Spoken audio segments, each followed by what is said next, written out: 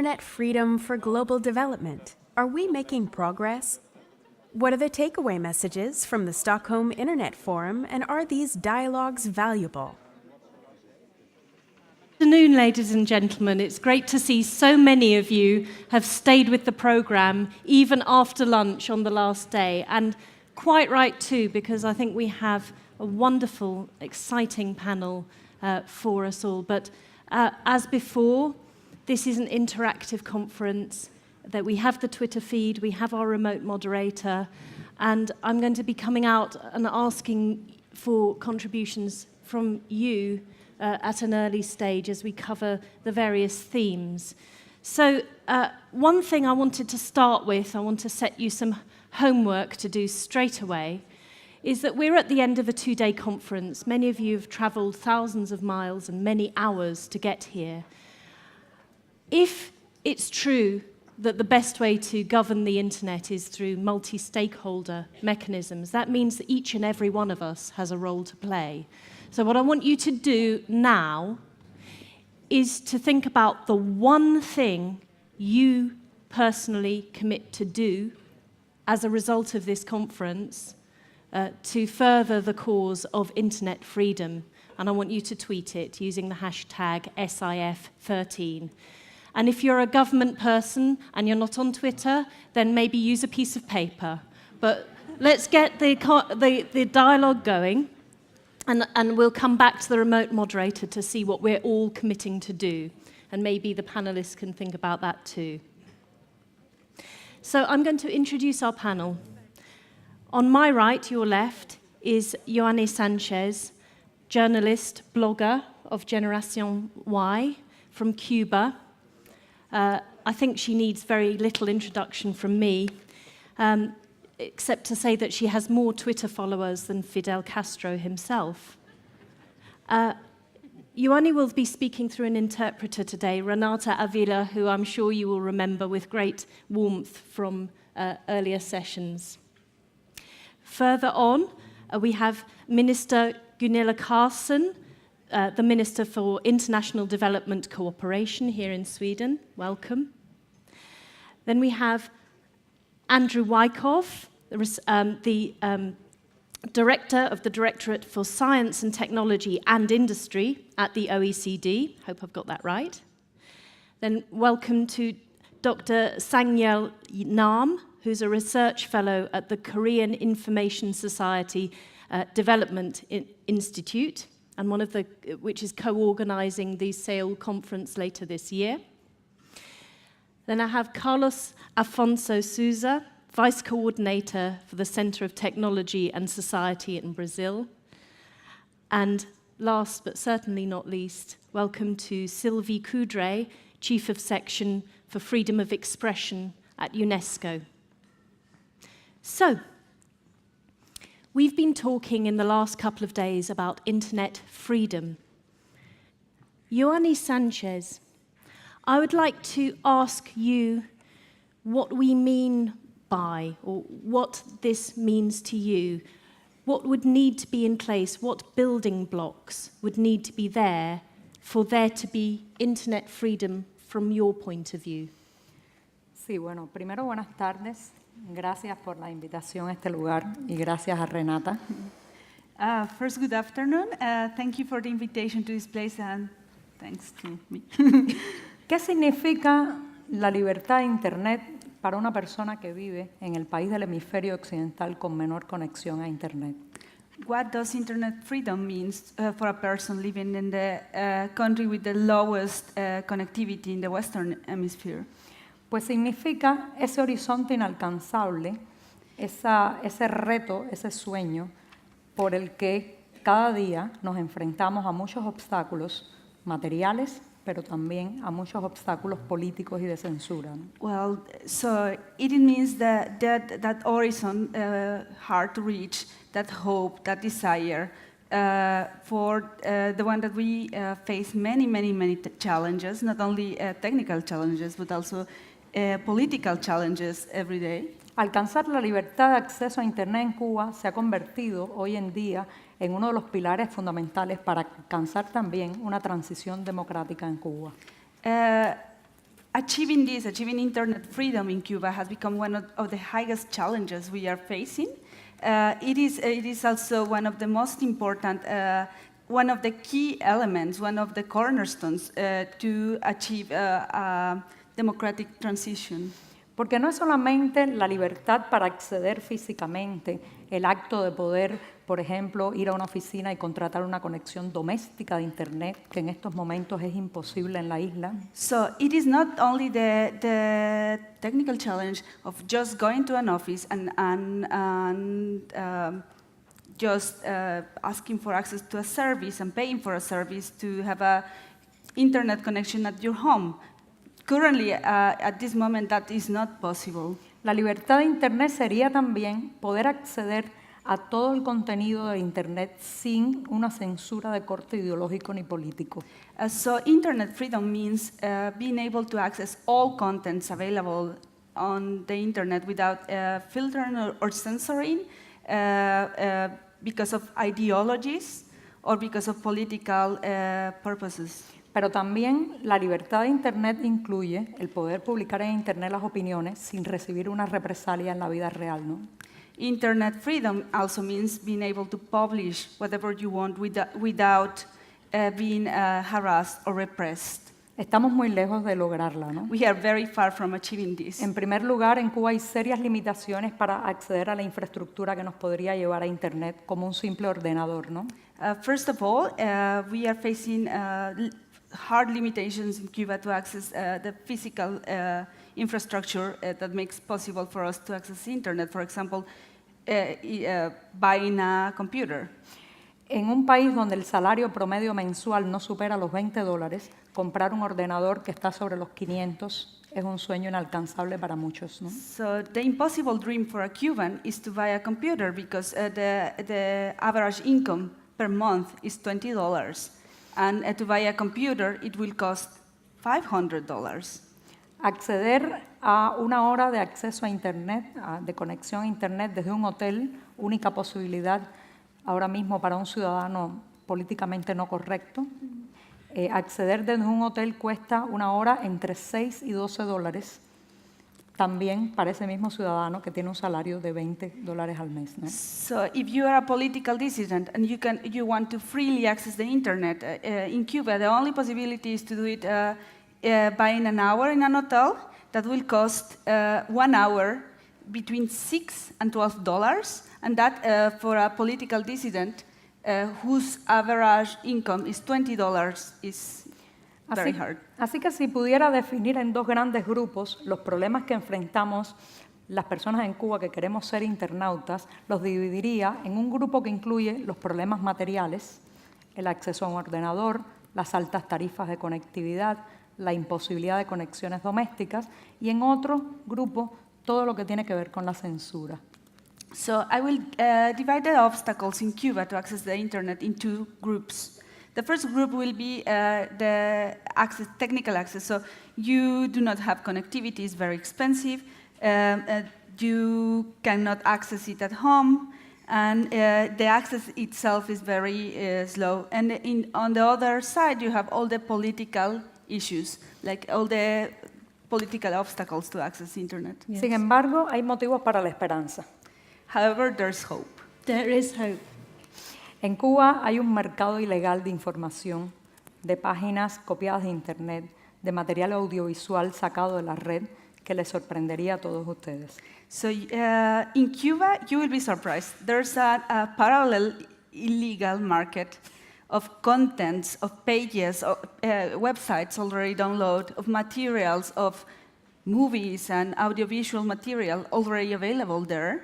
En Cuba somos especialistas en buscar todo lo que está racionado o prohibido. So we are, in Cuba, we are very good at looking for alternatives for everything that is forbidden or is scarce. Así que como mismo nos sumergimos cada día en el mercado ilegal para buscar leche para nuestros hijos, nos sumergimos también en ese mercado ilegal para buscar información. So we, in our daily life, we might look for alternatives in the illegal market to find milk for our children. But we also will find alternatives to to internet material and content. Eso es lo que llamamos la Internet sin Internet. Y en eso somos especialistas. So that's what we call the internet without the internet, and we are specialists at this. Yeah. So tell me about the internet without the internet, because I think that what we're hearing from you is that the freedom, and this is something that echoes remarks made from the audience earlier throughout these 2 days. Without basic access, it's all very well and good to speak about freedom. So the first thing is the freedom to connect at a price that isn't punitive, and then the freedom to express yourself. And what you're describing is a group of the internet without the internet. Could you just very quickly let us know what you mean by the internet without the internet? And then I want to come to the audience about what you think we're talking about when we talk about internet freedom, which is, after all, the title of this conference. So anybody wanting to? Yes, sir. Can we get a microphone down here? So we're asking, what do you mean by internet freedom? Because I'm not sure that we've defined that term. I don't want to get too bogged down, but what we're hearing from Yoani Sanchez is a multi-layered sort of building blocks in a way. Rajesh Charya, President ISP Association of India. A country with a very diversified system, different religions, different culture, and different society. From last 2 days, we are discussing about the freedom. First, I want to know from the panelists, what is the definition of the freedom? How you are going to define the freedom? What is the freedom for the developed country? What is the freedom for the developing country? And what is the freedom for an underdeveloped country? And what's your definition? My definition is entirely different. In my opinion, self-regulation is the best regulation. Nobody should control. But at the same time, we should not speak of freedom so loud that it is going to hurt the religion or the society or one section of the society of any country. Sylvie Coudray, could I turn to you? Sylvie Coudray from the Freedom of Expression Unit at UNESCO. What do you think internet freedom means?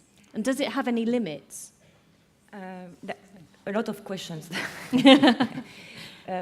Internet freedom, and to a certain extent I'm going also to reply to Mr. I think it's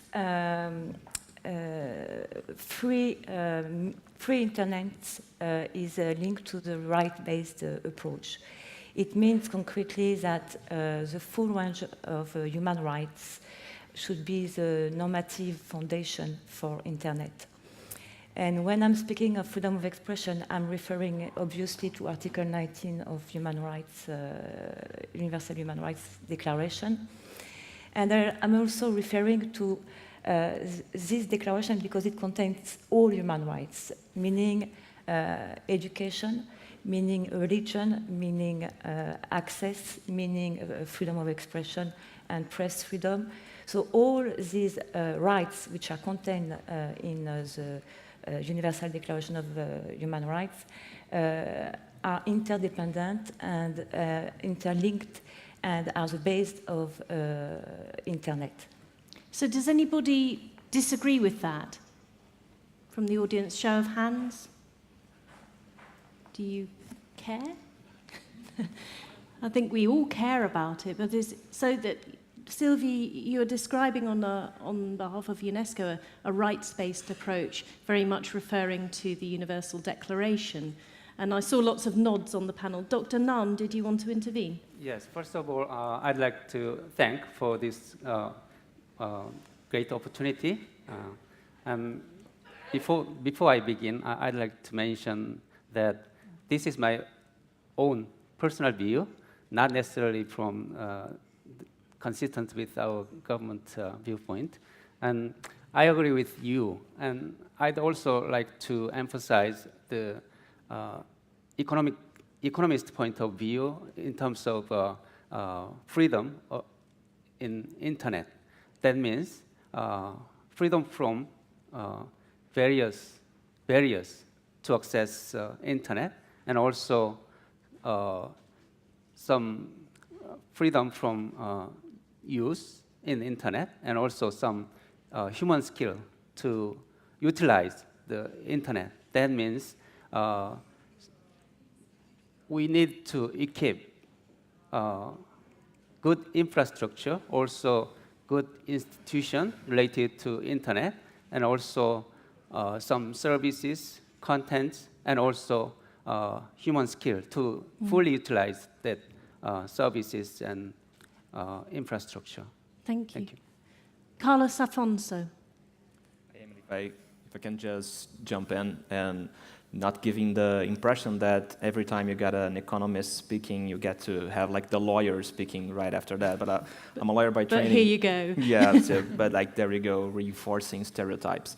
But like one thing that I think it's curious about the very expression of internet freedom is that sometimes when we think about freedom, we think about it, freedom is to be free from law. Freedom means, and just to jump in the contribution that we got from the audience, sometimes we think that in order to be free, you don't need a legislation or a law whatsoever that could dictate or regulate specific conduct.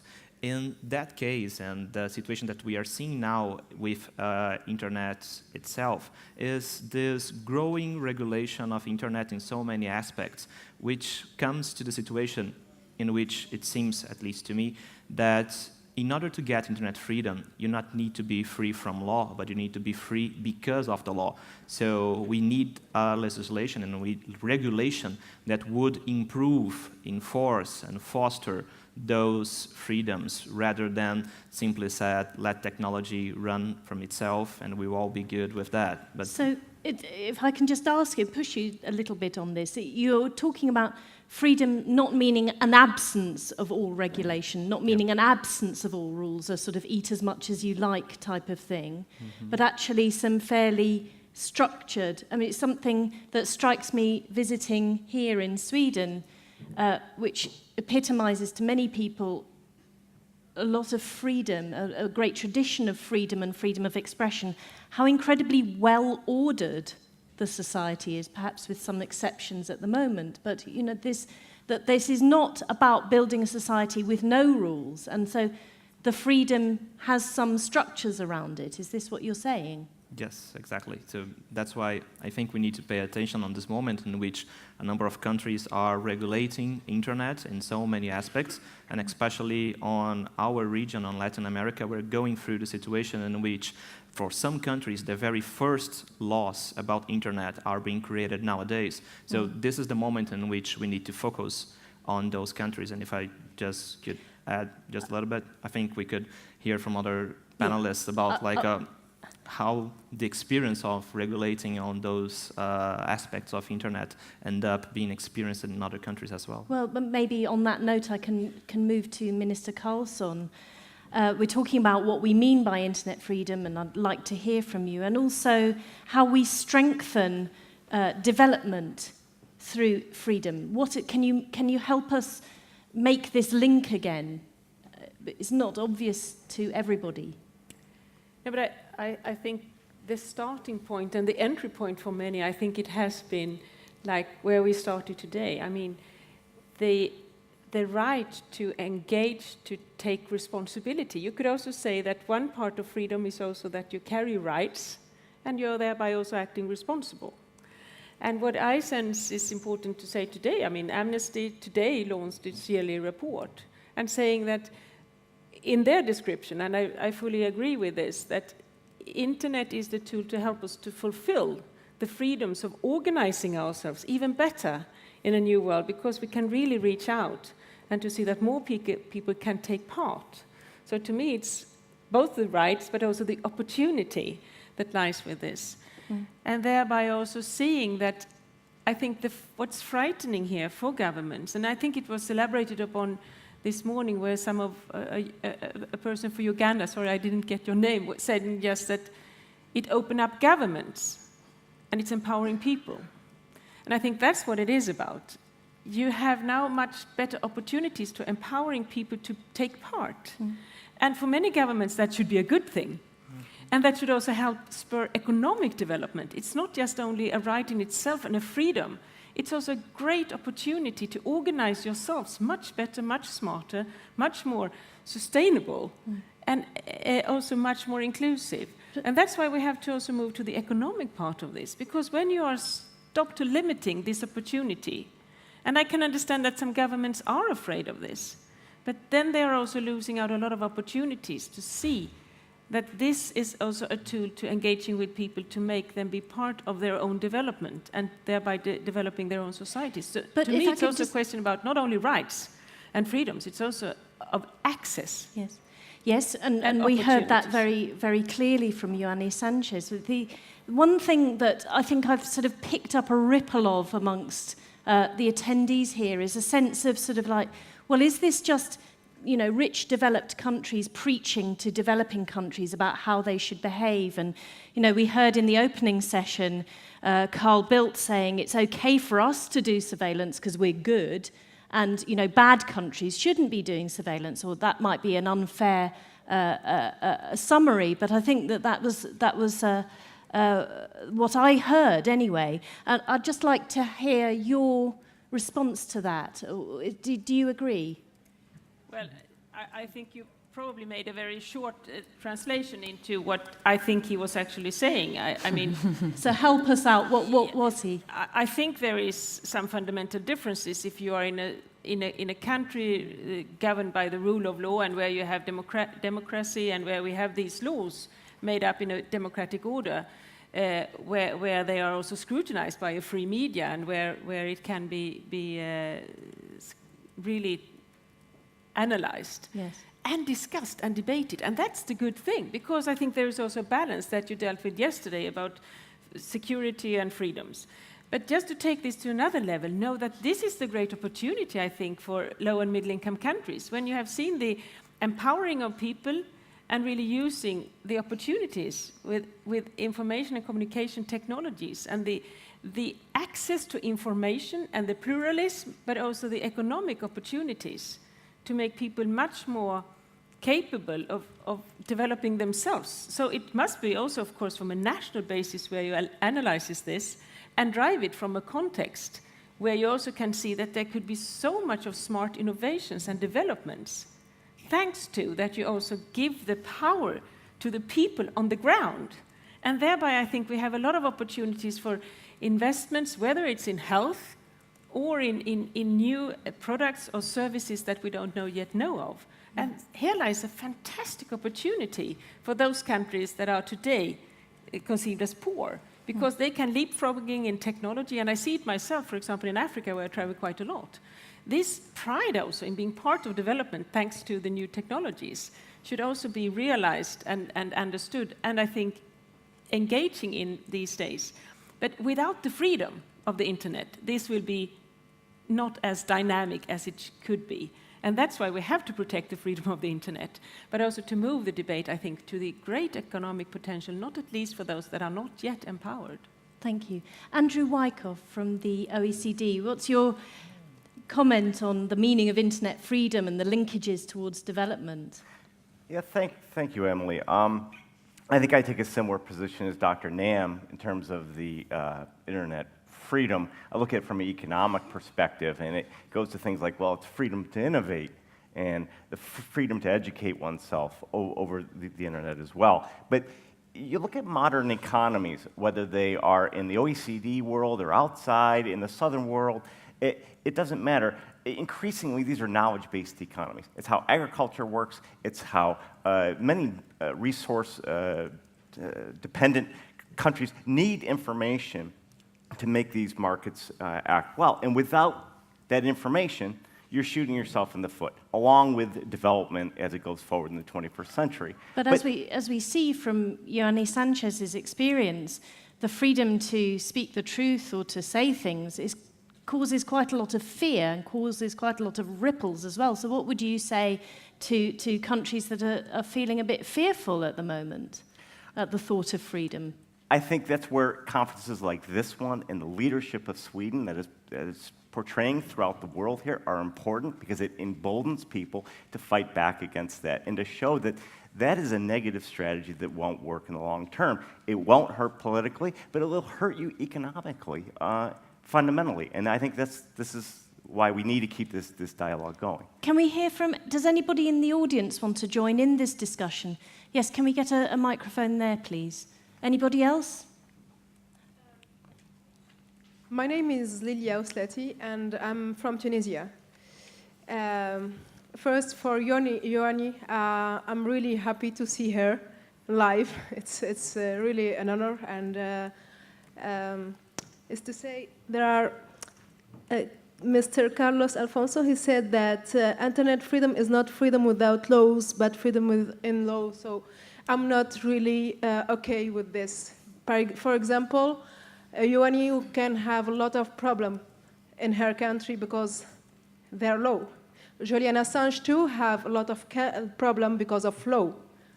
The law, for me, in my perspective, it's universal law. Freedom of expression have to be the base for everything. And some laws are against the universal law. So we don't have to forget this. And freedom of expression, if we don't have freedom of expression, we are completely like with a body without oxygen, and we are dead. We can be like a zombie. So really, it's very important to have freedom of expression, even if the law is not okay with it. Thank you very much for that point. Sylvie Coudray from UNESCO. Just a quick reaction. Sorry, Sylvie, can we get a microphone to this lady at the front? Please carry on. If you have a human rights-based approach vis-à-vis internet, it means that if you have a law, this law should meet international standards. It means that it should be legitimate, it should be proportionate, and of course, it should meet democratic standards. So I don't think we should be against laws in principle. We cannot live without laws. But of course, it means that it has to meet international standards.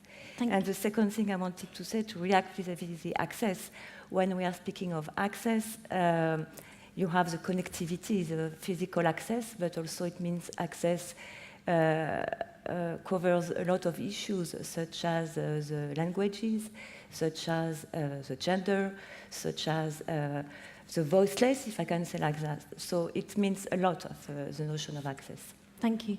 Madam?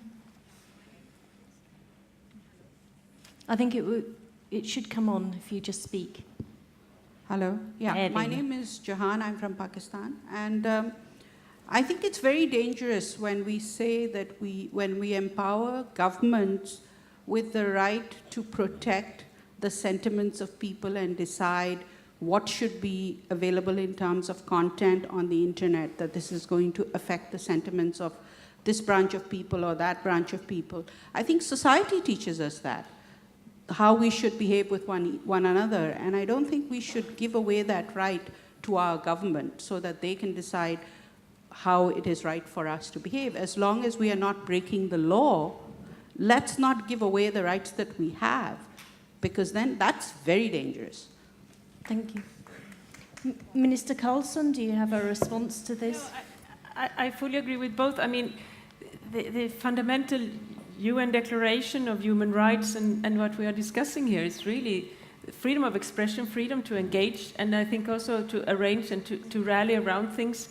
It's a fundament for us. And I think also here in Sweden, I mean, our laws on this area, when it comes to freedom of expression and the freedom of media, dates back to the 18th century. And it has served us so very well to continue to develop and to embrace also new opportunities and also challenges within our society. So it's also about letting people have access to the information free, and thereby also, and that's what I meant with, if you have rights, and if they are respected by the law and guaranteed that you have individual rights and freedoms, and if you know you have rights, you also have responsibility as a person, as a legislator, as a businessman, or well, whatever. With rights comes responsibilities. But you can't regulate that, you see what I mean? Mm-hmm. So that was my full point. We should have a free internet and access to it for as many people as possible. And that's what I wanted to come to this panel about. How can we see that these people that are not yet connected can be empowered? and also that is affordable. And where is the role for governments here to see that even more people can have access to a good internet with the capacity to also develop businesses, thinking, and new knowledge? And that, I think, is now the opportunity and the challenging in many low and middle-income countries, and where their governments have to understand that to open up even more, to make economic reforms, but also political reforms, to see that you can be part of a globalized world that are very, very much making good use of the new technologies. Thank you. I want to move to the remote moderator, JJ. First of all, have we got any commitments from people about what they're going to do? Do we have any commitments? Of course we have. But first off, the online audience is having some kind of CIF 13 separation angst. They're already, they're already missing the conference. But they say they couldn't wish for a better panel to do the wrap-up, and everyone is so inspired to see Yoani Sanchez in the panel as well. But then some commitments. Well, first of all, we have the skeptics. So we have Seedbed, who said, I'll commit to remain skeptical about proposals made by big companies and governments. We have Rasha Abdullah, who said, don't tolerate double standards on the part of governments and corporations. We have the fighters, fight for the right to privacy and anonymity online. And we have, some more technical issues as well. I commit to continuing to work for open access, innovation, and inclusivity in Pakistan and the developing world. Let us make a difference. Griffina says, we'll invest in following up on all the great project ideas and that materialized from rich conversations and networking. I think networking is an important part of this. And finally, a very concrete suggestion from Anselme Vimje, who says, we'll start by getting local media involved in informing people about internet and opportunity it gives for better governance. Yeah. Can I just pose a question particularly to the skeptics and turn it back to you and say, what are you going to actually do or change yourself? I mean, we are surrounded by so much failure if we choose to look at it through that lens. But if we can have Yoani Sanchez here on the panel talking about hope, can we all be a bit inspired by that and think about what we're going to do? So, talking of slogans, let's move on to multi-stakeholder governance, which is something that we've heard a lot about in the last couple of days. So, again, I want to just sort of thinking about the way forward. A lot of people, the OECD has championed multi-stakeholderism as the way to do internet governance. And I want to ask really, what does this mean? Is this a construct of developed countries? Do people really believe in it? Or is this a slogan that allows us to go, this is a bit like sliced bread or something. We've got it. Everything's fine, please don't inquire anymore. I'd like to hear from you about how does it work? How does multi-stakeholder governance enable us to make better decisions than not? And Andrew Wyckoff, can you lead us on this, please? I'd be happy to. And I just want to start off with, we keep talking about the internet like it's a single thing. And it's not. It's not like a telephone system with a circuit switch and the intelligence in the middle. It is a constellation of different technologies and software and communication and IT coming together. And there's layer upon layer upon layer. And the reason I say this is because there's so many actors involved in putting together the internet that it has to be a multi-stakeholder process. It's not just one monopoly turning on a switch giving you telephony. And that's why the analogy between the telephony-regulated world and the internet-regulated world is a very weak one in my mind, and why multi-stakeholderism is the way to go. We've been doing multi-stakeholderism since 1998. We held a conference in Ottawa, Canada in that year on the internet. In 2008, we formally put multi-stakeholder representatives around our tables at the OECD. We have civil society, we have organized labor, we have the business community, and we have the internet technical community sitting at the table, reading the documents, debating the topics at the OECD. Is this easy? No, it's not. Does it scale? Because let's. You say that the analogies between internet and telephony, they don't get us very far. But there are a lot of analogies between the complexity of offline life and the complexity of the internet. Now, we don't all run our governments. We don't all do every aspect of running offline life because we want to actually live as well. We delegate other people to do that. And does multi-stakeholder governance, so there's the sitting around having awkward conversations, I get that. What are the roles and responsibilities? Who makes decisions and how? So just quickly, Yes. I was getting there. They Sorry. sit at the table, they contribute to the debate, but at the end of the day, it is those elected representatives who are delegates to the OECD who make decisions and who agree on things. Now, so it's multi-stakeholder participation, but it's not co-decision making. And so in that regard, it goes to your point. At the end of the day, it's the elected representatives that need to make some tough decisions. But so far, it's worked reasonably well. We continue to experiment with it, but as I said, it's not easy, but I don't think it's something just for the rich, developed world. It is a model that I think that can extend out to all countries. The problem is, particularly on the civil society side, where they need support, and it's difficult because they don't have, say, the profits that come in to businesses to send to them. And that's a problem I think we need to collectively work on. Thank you. Carlos Affonso, do you have a response or a reaction to that? Just to give like two very quick examples from what we have in the national scenario and in Brazil.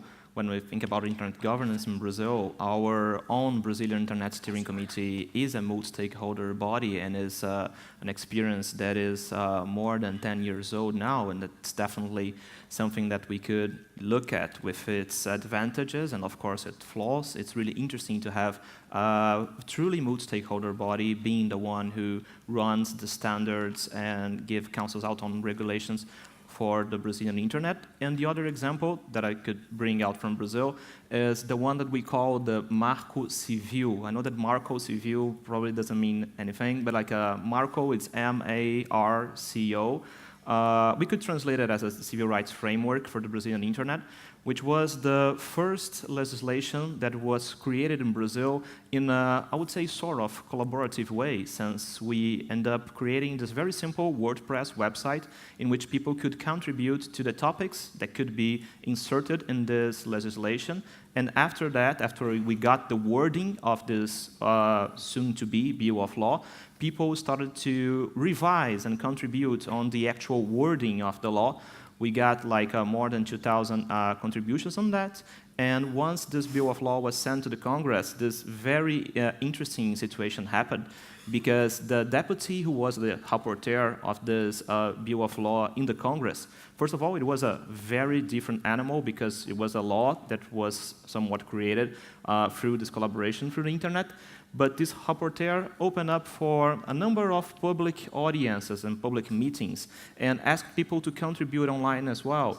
And his final report on the law, he mentioned every single time that the original text was changed, he mentioned why I changed the text and whose contribution led me to change the text. So you got some situations in which you say, like, this article changed because I had this contribution from this particular entity from civil society, this like broadcasting company, and this guy on Twitter.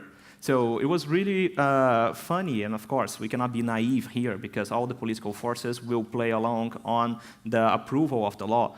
But it was at least interesting to see that in a country that you have the Internet Steering Committee as a multi-stakeholder body, have this very first project in which a Bill of Law was sent to the Congress, being created in a collaborative way, and uniting contributions from business sector, and civil society, academics, in a multi-stakeholder fashion. So it was really exciting. So crowdsourced law drafting, yep, in a way. I have a question here. Thank you, sir.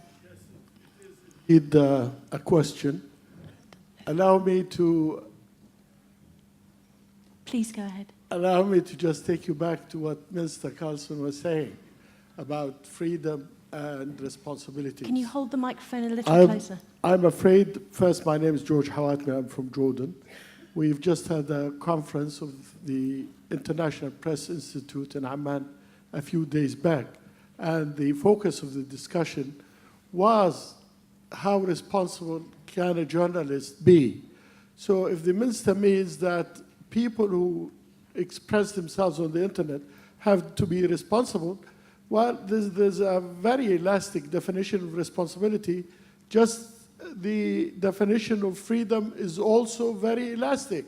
Governments, especially in the third world and authoritarian governments, use this term to actually clamor on the freedoms of those who are practicing freedom of expression. Now, as far as journalists are concerned, the profession is regulated by laws, by ethics, by standards, by codes of honor. Whereas on the internet, anybody can be a citizen journalist or just an individual. So how would we define those responsibilities? I think this is very much related to our wide address here. Do you have an answer for us? So how do we define those? Yes, but this is what we have to warn against, is that we can, as journalists, I'm a journalist myself, we can resort to ethics and standards, but on the internet, I'm afraid we'll have to come up with a different definition, especially where economic development is concerned, where if I oppose what the government stands for, I'm not accused of trying to ruin the economy of the country. I'm not accused of sedition. I'm not accused of dissent and so on. So we have to be very careful with using this term, with all due respect to the minister. Thank you. So I've got another question here. Anybody else? So let's get a microphone over here. And then I'm going to come to you, madam. I'm Jacob Akol from South Sudan. It's not really a question, it's a comment. When we started a Gurtong website 10 years ago, we had a purpose for it. There were people in the diaspora were divided. They were fighting among themselves, people in US, in UK, and in Australia. So we set up a website to try to bring them together so that they can discuss. But we soon discovered that they were actually being more divided than they were before. There was fighting going on the internet. People were insulting each other, your mother, your daughter. There were threats of even killing. So from there, we learned that perhaps what we needed to do with the website is to educate ourselves as to who we are, the people in South Sudan.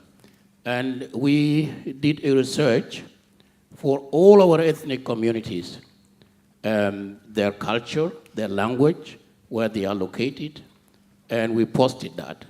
That became the basis of unity, in South Sudan. And today, Gurutong is seen by people of South Sudan as a uniting website. Can you please take those lessons and tell lots of other forums that I'm aware of where there isn't the best behavior in the world? Because it is a key point, isn't it, that the freedom to express yourself, where do you draw the line about, is it okay to insult people? Is it okay to be vicious or threaten them? Would we say that that was freedom of expression, Minister? Thank you, and thank you because I wanted to use these expressions that I mainly use back home in Sweden. I said, with rights comes responsibilities. Because I think we have absolutely individual freedoms and rights, and they should be protected by the law. But I think also that no individual can refrain from its responsibilities towards another man or a woman. That's my basic fundamental idea about how I like to live my life, and also how big parts of Sweden are organized. Because we are a very much right-based society. But we also carry a lot of responsibilities as single individuals here for our civil society, for our elderly, or whatever. That's what brings this society together. It has served us well. And what I meant with having also the right to have the freedom of expression, it also brings you responsibility. Because what the honorable man said here from South Sudan, it is that the magnitude of hatred and other things could be even worse on the internet because it can be spread, and also to be able to take on that responsibility. And that's why we need, that was described here, we need to behave. The internet will not solve everything for us. We also have to learn how to use it wisely and to see the potential of what good it can bring, but also that it can, of course, when good comes, it can also be used in a harmful way, and we have to be realistic about that.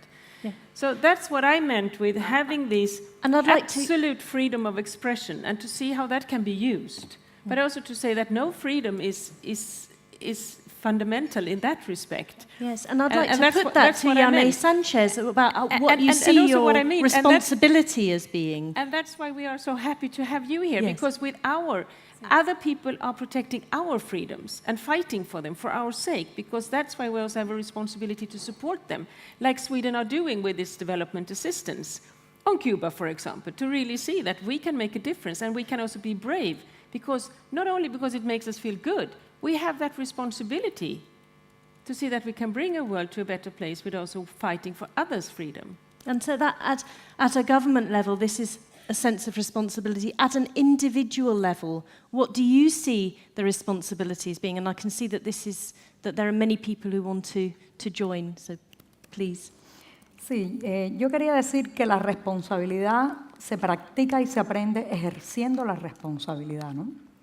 I want to say that you practice and you exercise responsibility. Y muchos gobiernos totalitarios y gobiernos que controlan el acceso a Internet quieren, antes de permitirnos acceder a la web, convertirnos en unos ciudadanos extremadamente responsables a la hora de buscar contenido. O sea, en ciudadanos que no van a buscar más allá del contenido que el gobierno permita, ¿no?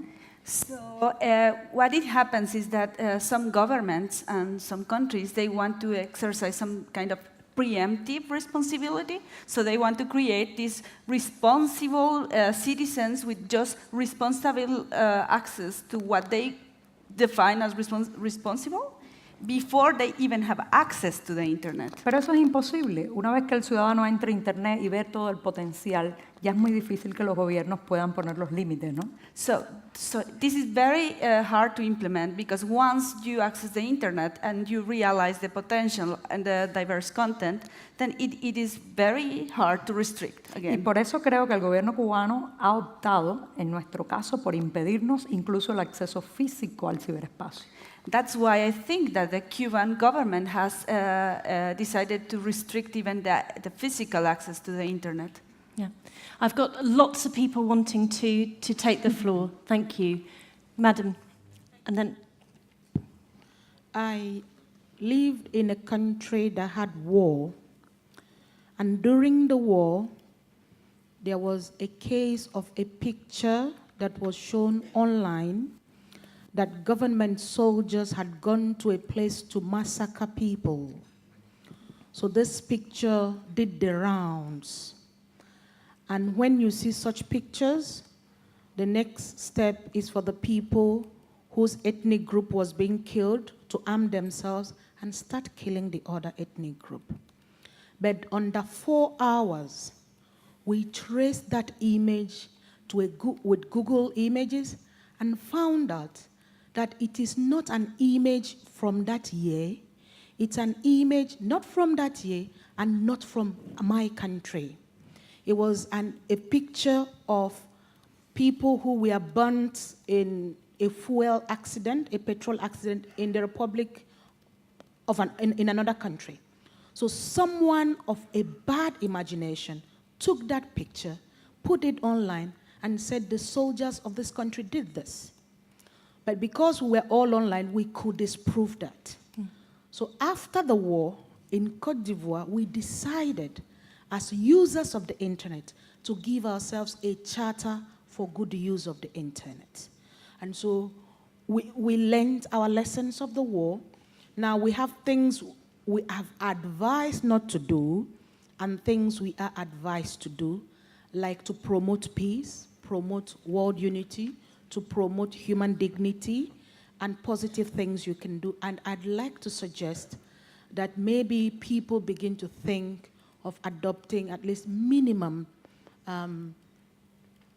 values, minimum things, not necessarily as a charter, but guidelines for us. So we're thinking in terms of principles, values. I mean, it's sounding very UNESCO-like to me, these expressions from the audience. Can we have the next speaker, please? And then can we get a microphone up the back for this gentleman up here while this lady's speaking? Thank you. Please introduce yourself. My name is Afra Nasser. I'm from Yemen, but I live in Sweden. I'm a blogger as well, and it's such an honor to see Yoani in person.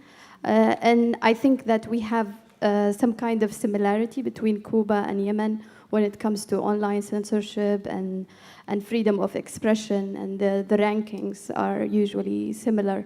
So I'm more interested to know about how do the people in Cuba fight online censorship, and if you can share just initiatives or anything that the grassroots inside Cuba are doing to fight censorship.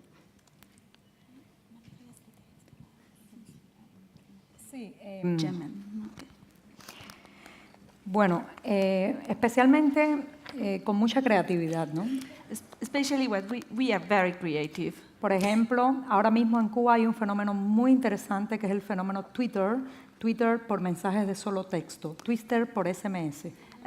Right now, what we are doing, there's this new phenomena of Twitter via SMS, and that's what we are doing. Se los recomiendo a todos los presentes en la sala, incluso a los que tienen internet 24 horas, 7 días a la semana. I highly recommend this method for everyone in the audience, even for those of you who had internet access 24/7. La publicación a través de mensajes de solo texto de muchos activistas, disidentes y reporteros independientes en Cuba es hoy un duro golpe para el monopolio oficial sobre la información. So it has been, it really harmed the information monopoly because journalists, dissidents, and activists are constantly publishing information using this Twitter via SMS. Pero también hay muchos trucos como los proxies anónimos que nos permiten entrar a todas las páginas censuradas por el gobierno. But there are another trick, like the access by VPNs and proxies and anonymous proxies that allows us to circumvent censorship and access to paid websites that are forbidden for us. Herramientas como Tor, tools like Tor, la lectura a través de los RSS, RSS feeds. Pero lo que mejor funciona y lo que nos permite convertirnos en internautas sin internet es la información que pasa de mano en mano. But what it really empowers us and enables us to access the internet is the information that we pass from one person to another. El día que se haga un museo de la democracia en Cuba, habrá que levantarle un monumento a la memoria flash. The day that we create our memory museum in Cuba, I think that a monument must be built dedicated to the USB key. Esa es hoy nuestra internet. The USB key is our internet today. Thank you. Thank you. Please, sir, go ahead. Hello. Yes, I'm Walid Al-Sakaf, also from Yemen. But I'm talking as a global citizen, and I have noticed that there are some signs now talking about values, talking about principles, talking about guidelines, and that's a dangerous, slippery slope. Very dangerous, because the moment you begin to draw a subjective attitude to how you behave, that is the moment then censorship starts implicitly and tries to happen. And then, furthermore, there's also an important thing. Internet is seen as a reflection of society. It's not something separate. It is a reflection of what we do in real life. So trying to punish actions online, for example, like hate speech, I'd say the best attitude to hate speech is actually more speech. Thank you. Thank you very much. Sylvie Coudray, can I ask you for a response to that from UNESCO? Yeah, there were different questions I'm going to try to answer. Concerning Jordan, the issues that you raised about responsibility, I fully agree with you, Madam Minister, but at the same time, I know in UNESCO we have been very cautious with this word. especially in on press freedom issues. It's true that some governments are using the word responsibility to put pressure on journalists. So we have tried to develop or to support the idea of professional standards, to reinforce and strengthen the professional standards, and of course ethical codes, knowing that UNESCO will never make an ethical code for journalists, and I would say for any profession, but especially for journalists. And it has to be done on a self-voluntary basis and by the professionals themselves. Thank you.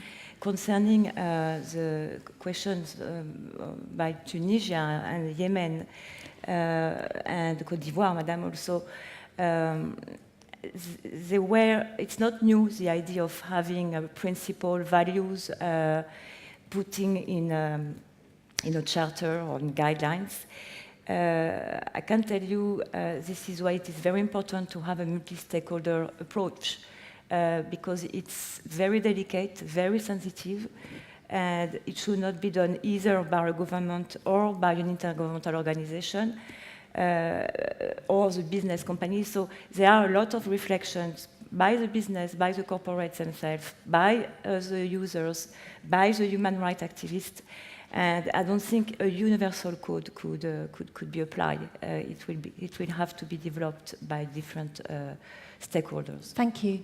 Can I go to the remote moderator, JJ? What's going on the feeds at the moment? I think, Emily, you really got something started with the commitments, because they're pouring in. For full disclosure, it wasn't my idea. It was Patrick Fallström's idea. Thank you. Always Patrick Fallström. I think my favorite commitment so far is Mohammed Tarakeh, who says that he will decentralize the entire internet so governments can't regulate it. Now that's a small task, right? Good luck. Yeah, good luck. And even if most of the crowd out there is really cheering you on, there is also some criticism when it comes to terms of vocabulary, for instance. Are we using a lot of fussy words? Someone says that it's Karin Kusina who will work to eradicate cybersecurity from our vocabulary. Terms way too generic to be useful, actually even harmful. And cybersecurity has been a topic of many panels. Well, wasn't there a comment on the Twitter feed the other day that if you remove cyber from a sentence and it's nonsense, then you know that what you're saying is nonsense. Exactly. And I think Henriette is onto something in that terms as well, when she says, I commit to reading between the lines of warm and fuzzy slogans like multi-stakeholderism and internet freedom. Comments on that? Thank you. Minister Carlsson, you wanted to make a comment. Yes, because I think also what's so fantastic today when we are listening to Yoani, and that you are a world star, and we all can really feel committed and also be part of the fight that's going on for all our freedoms, is also the power of the new technology. But basically, I think we should go back to how do you meet with undemocratic governments, how do you stop hate speech and so on, and to use more speech. I mean, to go back to that, we can say that this is a new technology, but the basics are still the same. But the magnitude now of knowledge about the freedom fighter from Cuba are much, much bigger than it was before. But the symptoms, the fighters have been there always. Yes. But now we can know much more. That's also the potential of a free internet, that we have a responsibility, and that's what I meant. I'm sorry if I was using the wrong word before, but to me, that's my way of thinking. When I know that people are oppressed, I also have a responsibility to act. That's why Swedish development assistants have been very brave. That's why I know about TOR. That's why I know what we are doing, also diplomatically on Cuba, that perhaps shouldn't be done, just in order to see that we are really living up to what we are saying and assuming our responsibilities and using all the tools, the old ones and the new ones, to protect freedoms and to deepening democracy, and to see that everyone should have the opportunity and the accesses. And to that is also what I hope we could talk at next Stockholm Internet Forum about. How can we have more that have access to a well-functioning free internet in the world, so that more people can participate in our discussion online, but also to have the economic opportunities, because that was also mentioned by Yoani. It's very hard also for some to take part in this new modern fight, because they don't even have a device. Yeah. Yes, and we've heard actually quite a lot of frustration from people in the audience, particularly members of the audience from developing countries. And to me, that's both economic empowerment and political empowerment. And also, again, where a government can, and sorry again for the word, take on some responsibilities to see that we have much more access to the internet and to see where you have areas where it's not spreading, that we should do more to see that in many of the low and middle income countries, governments themselves should do more to open up the internet, but also in our development assistance, to really see where are these pockets where we can do something now to front load and to see that you have better developments in having more people having access to a free internet in order to deepen democracy, but also to have true development that is sustainable. And I think this is also what our discussion are talking about. We started with freedoms, but we also have to enlarge this debate to see that it's also helping with economic empowerment of people. I'm going to move to Dr. Naam now. I would like to, we've heard a lot from people about, you think you've hit on the right thing, and suddenly somebody else says, no, we mustn't do that because in the wrong hands, these very attractive concepts can be dangerous. Now, the things that keep coming up when you talk about freedom, you talk about responsibility, but also about the security. And security has been a theme in something that started as the London conference and will be held in Seoul this year. And perhaps you could help us to unpick these parallel processes and to understand the linkages between both. Okay.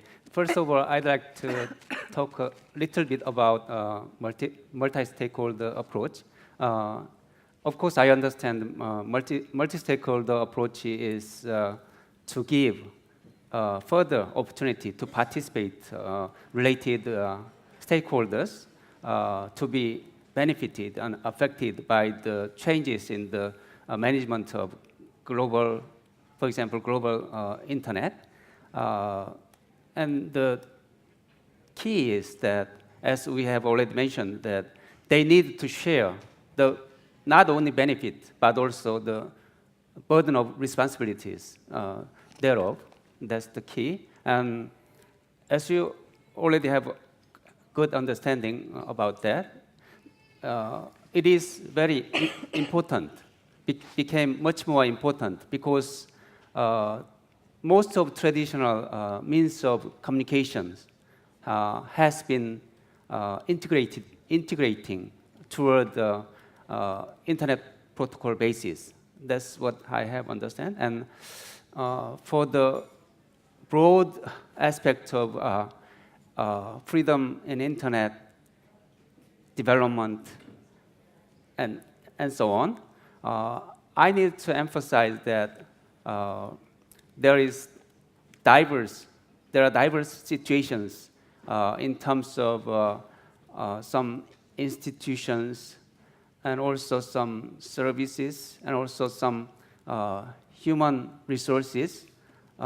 Different societies, different countries has very diverse situation in that sense. And of course, cyberspace, internet, is not independent of reality as a mirror image of reality, actually.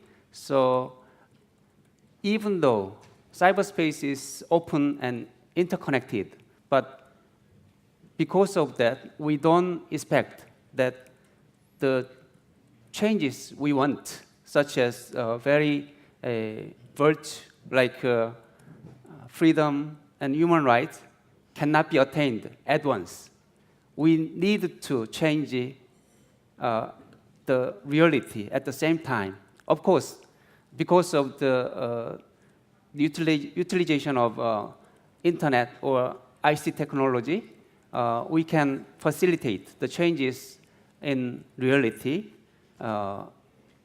as we want. That's what I understand as cyberspace and the changes we want to in the reality. But I think that's is a point very well made. Is that offline life. We haven't actually solved a lot of these problems offline. I think, as Minister Carlsson said, the benefit of the internet is that we get to hear about things, perhaps. I'm interested in what seems to be developing as two parallel tracks, though. You get human rights people into a room and they talk about freedom, and you get security people into a room and they talk about threats. Now, actually, Carl Bildt in his opening remarks said that actually security and freedom are two sides of the same coin. Is there any way we can break out of these silos and try to combine our conversations a bit?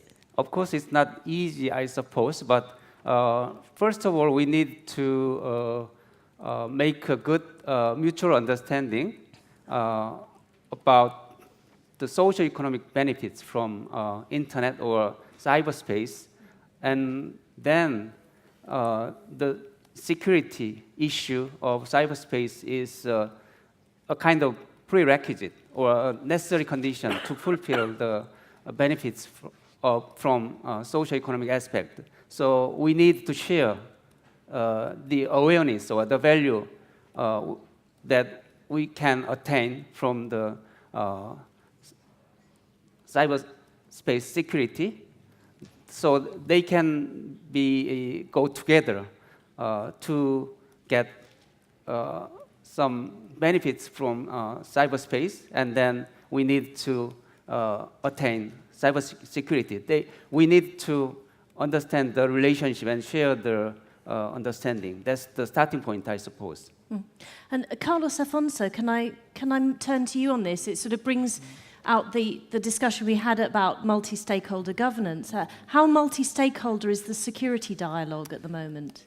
Well, that's probably one of the key issues that have been discussed in this meeting. And since this wrap-up panel, I believe from all the panels that we heard so far, it's quite clear that security, or cybersecurity, if you wish, it's clearly the less multi-stakeholder of all issues on internet governance so far. And that's a scenario that needs to be changed. And we've seen in many of the speakers that have been going through those two days that civil society needs a strategy to tackle cybersecurity, that cybersecurity needs to be more multi-stakeholder, and that's definitely a way, of course, in a more theoretical sense, but that's definitely one bridge to create between those two universes, between threats and between freedoms. And I believe a second concept that was pretty much referred to in a lot of panels is the need to define in a little bit more, I would say in a better sense, what is cybersecurity? Security of what? Security of users, security of the national infrastructure, security of the state organizations. So to densify a little bit the very own concept of cybersecurity could look like a theoretical discussion, but it could turn out that it could get some very practical results, since everyone in the conversation can understand what we are talking about. So what's not only the interests, but as well the results of the discussion on cybersecurity as a whole. Thank you. Can I just sort of pick up a point I think was made from one of the pledges about single-handedly defending the decentralized nature of the internet? And one of the aspects that I've heard a lot of sort of Google bashing, Facebook bashing, Twitter bashing, but one of the issues that seems to be part of this puzzle is individuals' privacy. And you know, the scholar Tim Wu talks about the tendency towards monopolization or monopolies that all communication systems share. And I think I would like to ask you whether we're starting to see that. We've got the emergence of some very powerful companies. And one thing for the Twitter feed, can you share the creepiest bit of behavioral advertising that you have experienced recently? You know, a lot about our habits, our interests, our geographical location, what we've posted, what we're interested in. All of these are known to a few very large companies.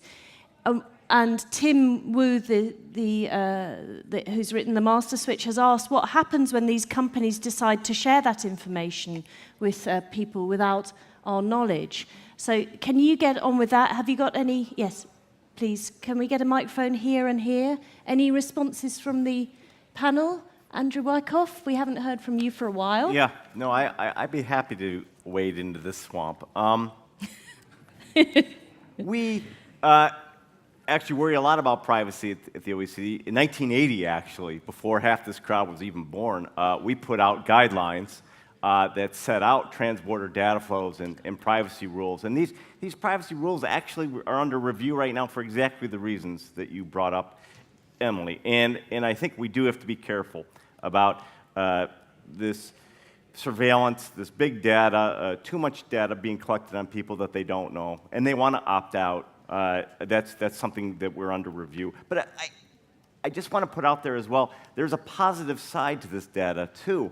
And so you want to be careful not to throw the baby out with bathwater. And there's some great applications going on, looking at transportation and how to make it much more efficient and decrease the environmental impact. Infectious diseases, water use, and so forth. Drug behaviors and how to improve the health system. And so we have to strike the balance.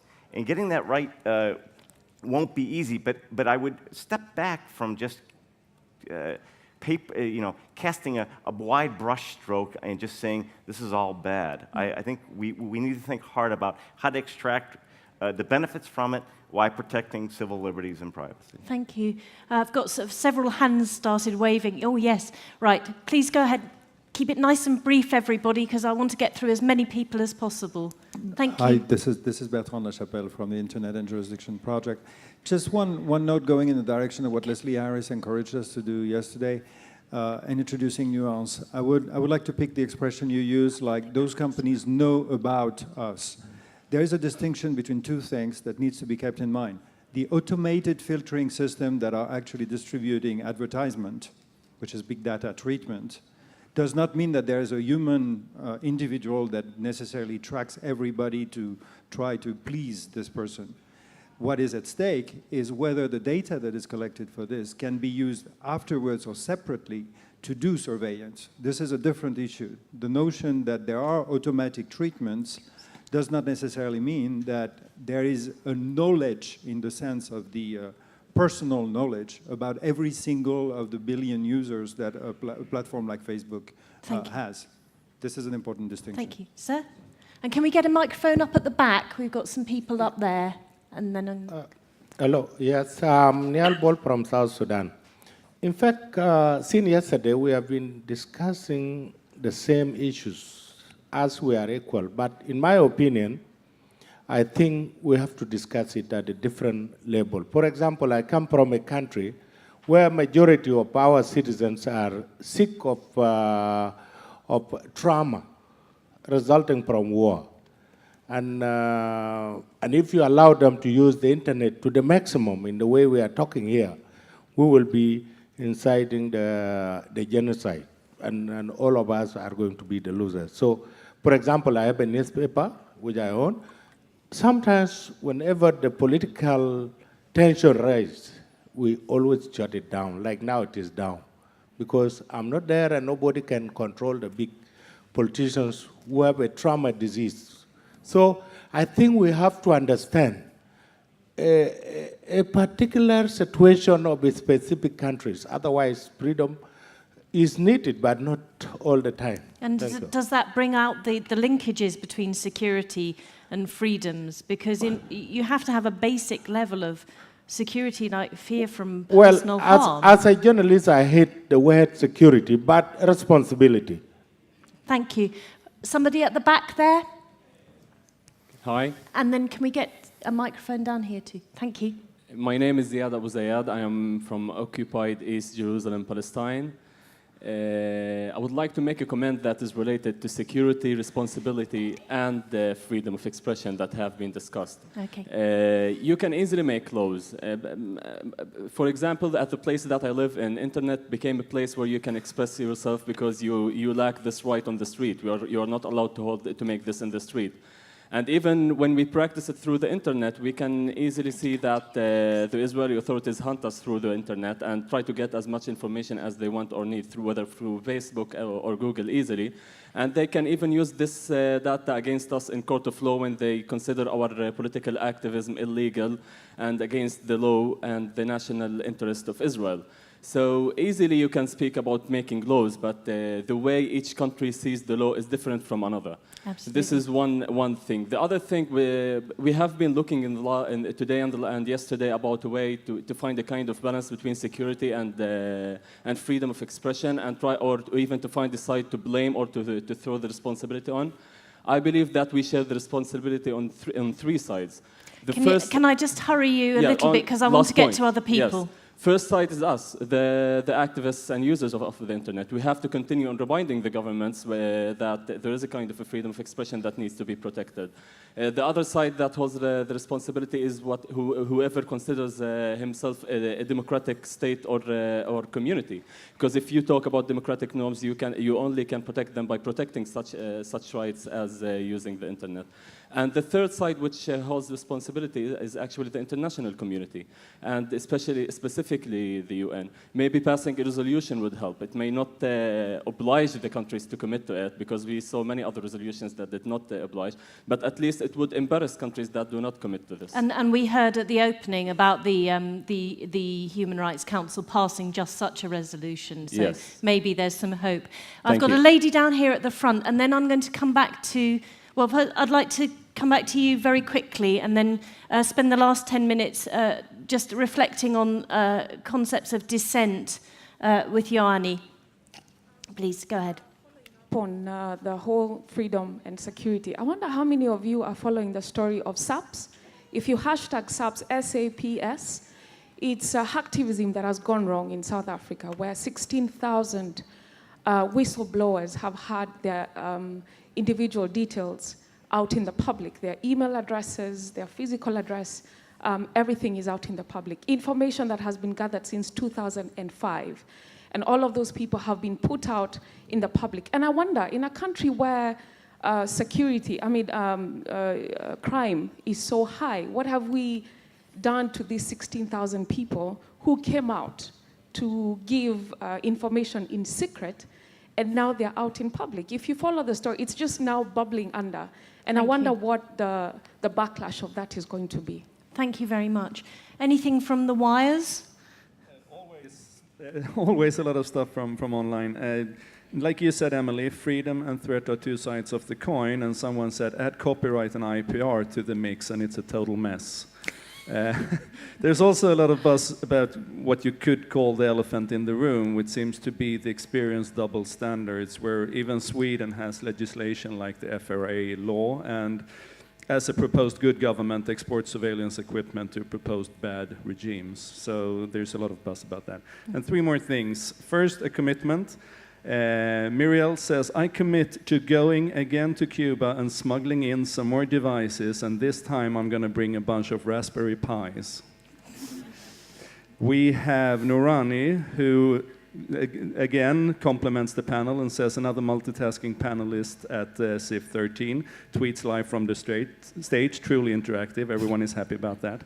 And finally, as a thanks from the online crowd to the organizers, to the panel, and last but not least to you, our wonderful moderator, we have Joseph Sharif, who says, wrap-up session room packed like all other plenary sessions during CIF 13. This was indeed a successful and challenging conference, so thank you. Thank you. I think that, taking the lady's point at the front about, we've heard a lot of people mentioning whistleblowers, and also, of course, dissidents. And part of freedom is how we deal with dissidents, how we deal with dissent, whether that be in a political environment, in a corporate environment, whatever.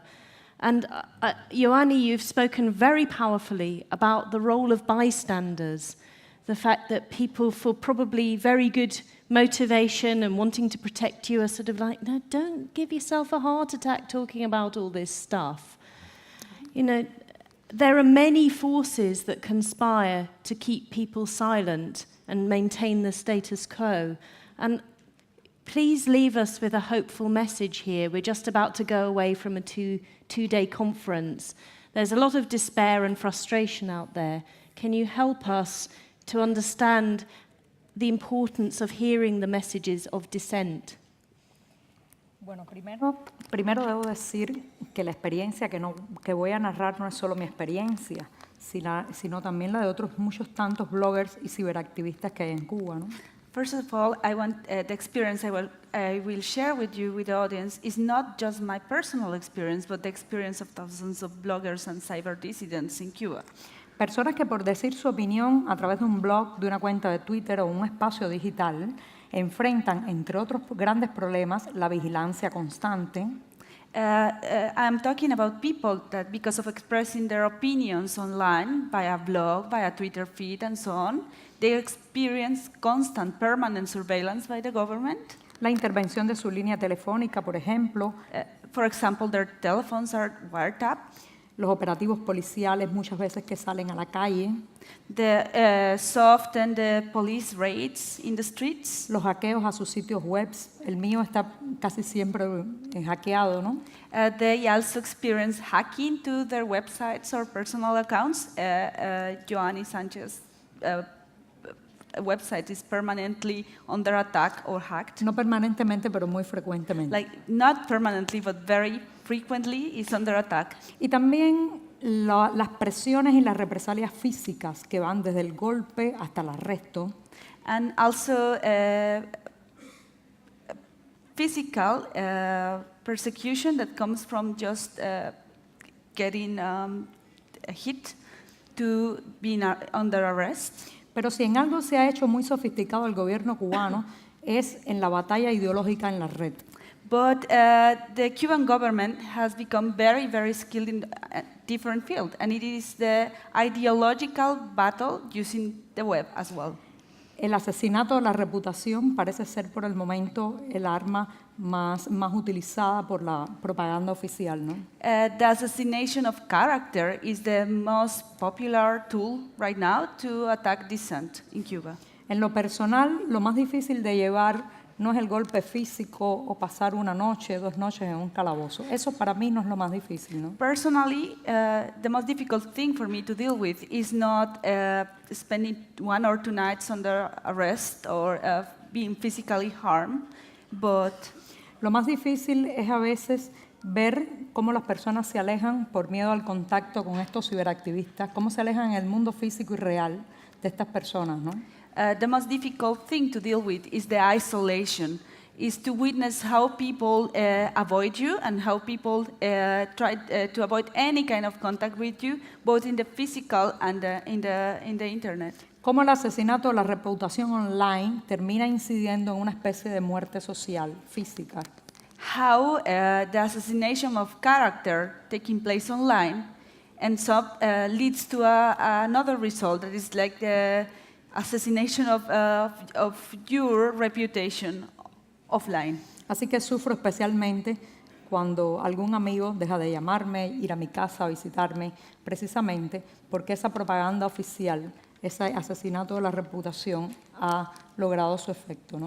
So I particularly suffer when a friend of mine stops calling me, stops visiting me, because the government achieved its intended result.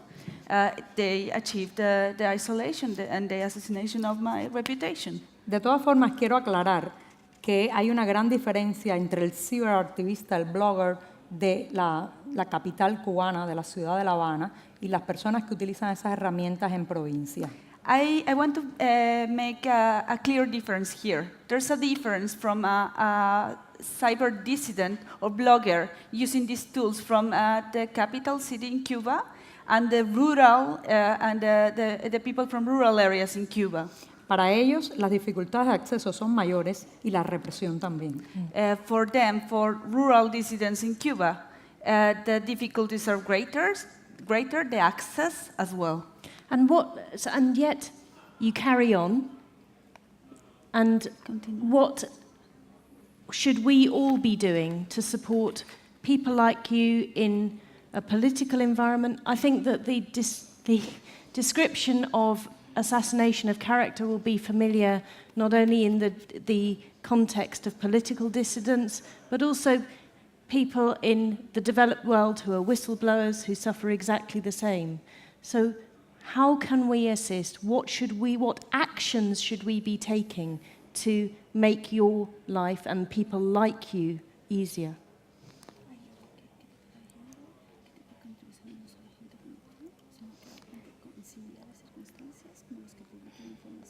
Yo recomendaría, la gran recomendación que hago y el gran pedido que le hago a la comunidad virtual internacional que está también representada hoy en esta sala.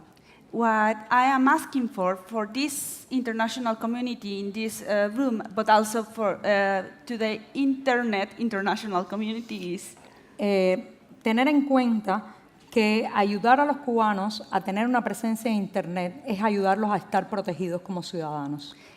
Is to consider that helping Cubans to have a presence online is helping Cubans to protect themselves, their citizenship as well. Quizás no lo crean, pero un retweet, la amplificación de un post en un blog, una firma que se hace en change.org, eso puede marcar la diferencia entre el arresto o no arresto de un activista, entre el golpe o la no existencia del golpe, ¿no? So you might believe it or not, but just a retweet or republishing an article or signing a petition in change.org might be the difference between being arrested or not, between being physically harmed or not. Por otro lado, si alguno de los aquí presentes viaja un día a Cuba, tiene un amigo o un pariente que viaje, llevar algún artilugio tecnológico.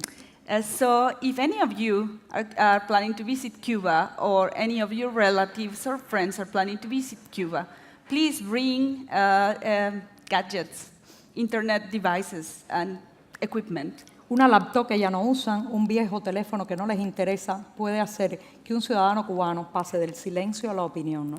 So your old laptop, a spare telephone, an old device can make the difference between an offline silent citizen and an online active citizen. Thank you very much. Now, in the last 2.5 minutes, I'd like to turn to the panel and just ask you for your one resolution that you're going to do as a result of this conference to make things better. And I'm going to start with you, Minister Carlsson. One thing that you commit to doing. As a person, it doesn't have to be on behalf of anybody. I promised Yoani before we entered the scene that I should go on Twitter. Thank you. Andrew? I've heard so much about access, and it's something we've been involved in for a long time. So I'm going to go back and try to push forward kind of a best of, a toolkit for how to improve access. Thank you. Dr. Nam? Thank you. I'd rather recommend that you attend the coming Seoul Conference on Cyberspace in October, because the cyberspace issue is a kind of a living thing. We need to discuss through ongoing process. So please come and join and make a contribution to that. Thank you. Thank you. I think that was a commitment for us, not for you. I'm going to let you off. Sure. Carlos Affonso. Well, I could retweet some of Yoani's tweets as one suggestion, but definitely back in Brazil, trying to continue this process of engaging users into the way we try to build better regulation that really has a human rights-based approach, and really push forward for that. Thank you. Sylvie Coudray. I want to inform you that the UN group has, for Information Society, has approved that a statement on ICTs are enablers for development. And I think, as you have raised several times, Madam Ministers, I think it is really essential that ICTs and Internet freedom are a vehicle for development. And I would like to thank, of course, Sweden. Thank you. As the representative here from the Swedish government, because I know you're going to wind up, and you have done this beautifully and keeping us on time. It's fantastic. But also to commit from the Swedish government that we will have a new Stockholm Internet Forum, that we will continue this cooperation, and to see that the discussion also can take place live, like we are doing here today, and it will continue tomorrow and perhaps almost the next hour online. But I think this gives us a very good opportunity to gather different actors to see how we can share experiences, but also to start to think about all the opportunities that lies out there. This is sponsored by SIDA and our development cooperation. It's my responsibility, and I also think we have a huge potential with empowering people politically and economically with using the full opportunities with information and communication technologies in all its forms. But also to remind ourselves that between these developments are single human beings, wherever they are. And I think the internet gives us a huge opportunity to connect with them. And that's what we are doing here and tomorrow. And that's why I'm happy to see you all again next year in Stockholm. Thank you very much. I'm sure you'd all like to thank our panel, and thank you to you for your participation. Remember your commitments, dust them down in 3 months' time and think, how am I doing on that? So I hope to see you next year. Thank you very much. Thank you. Well, ladies and gentlemen, dear friends, we are coming very close now to the close of this year's Stockholm Internet Forum. Before we do that, and we all go home to our different internets around the world, please just let me convey a big thanks to all of you who came to Stockholm to participate from all over the world, actually. Thank you so much. Give yourself a big hand, please. Thank you. And secondly, sort of a collective thanks also to all the moderators and the panelists, whom I think have been extraordinarily good. We could please give them also a big hand of applause. Thank you. Thank you. So before we say goodbye and see you again and travel safely and all that, I'd like to give the microphone to Olof Ehrenkrona, who is very much in charge of our work on internet freedom and also advisor to the foreign minister, to say a few concluding words. Please, Olof. Thank you. The idea behind this forum was originally to facilitate a truly global multi-stakeholder dialogue on difficult issues related to one of the most profound technological changes so far experienced by mankind. A mankind that has gone from being local in a linear world to become global in a world of technology that develops exponentially. In 1 year only we have seen lots of progress, but also some setbacks. What I think is quite obvious from the discussions here in Stockholm is that context matters. We have heard a number of evidence of the importance of the overall context in our societies. It's about connectivity online, definitely, but it's not only about connectivity online. It's also about institutions offline, institutions which we need to adapt to a world online. We talk about this utilization and the consequences of a powerful technology that empowers people, but also empowers governments. The technological change in itself makes it necessary to stress issues of fundamental importance for individual freedom, democracy, human rights, and rule of law. It's a wonderful technology in an open society where freedom, pluralism, and tolerance prevail. But in closed societies, the same technology could be an instrument for oppression. We should never forget that.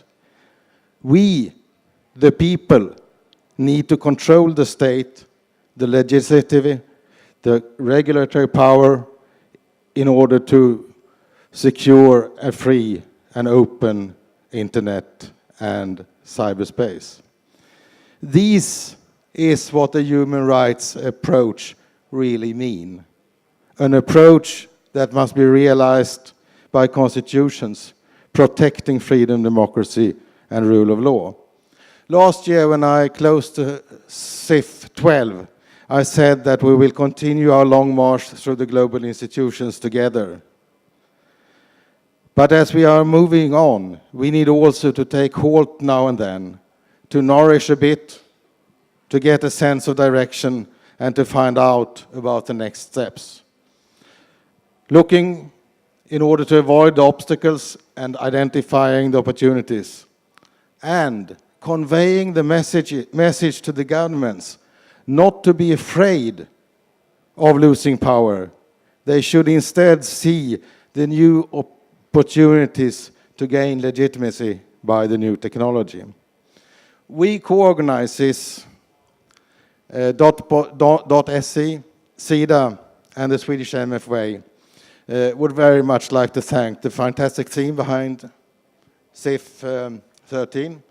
Everyone in the staff, raise your hands if you're here. Everyone else, give them a big hand.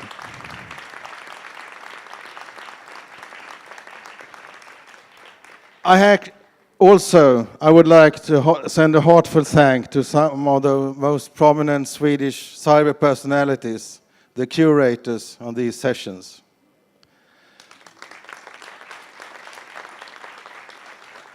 I understand that we have had 9 million people taking part in this event through Twitter. That's virtually all the Swedish population. But I gather not all of them are a part of the Swedish population. It's truly a very global event. And thank you also to the moderators and the panelists. I have actually never been to an event where one have felt that was enough time for the panels and to discuss the subjects. And I suppose you have noticed that this year we had no keynote speakers. We prefer to let the floor and the panels have a dialogue, and it has worked out fantastically well. And finally, a heartfelt thanks to you participants who have been so energetic and fed so much energy to these discussions. Energy into what is maybe the most important global dialogue of our time. We hope that you have felt the warmth and the welcome here in Stockholm. Many of us will meet during the coming year in Geneva, in Tunis, in Lisbon, and in Seoul. And of course, in Stockholm next year. Thank you, Minister, for the promise, for the money, and for your presence. We already had another minister giving a promise yesterday, so we are now 2 in the Swedish government that will be back for the next year. We will be back next May with the CIF 14. Save the dates in May, but do not spare your energy in the meantime, fighting for a free, open, universal, and accessible internet. Thank you.